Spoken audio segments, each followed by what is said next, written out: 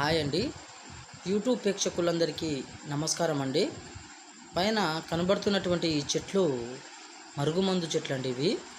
ఈ మరుగుమందు అనేది మనము ఎవరినైతే సొంతం చేసుకోవాలనుకుంటున్నామో వాళ్ళని ఈ మరుగుమందు పెట్టి ఎంతటి వారినైనా సొంతం చేసుకోవచ్చండి.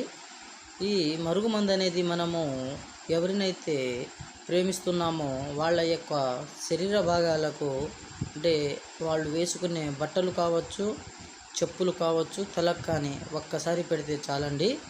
మనము వద్దన్నా కూడా ఈ మరుగుమందు వల్ల మనము వాళ్ళని సొంతం చేసుకోవచ్చండి.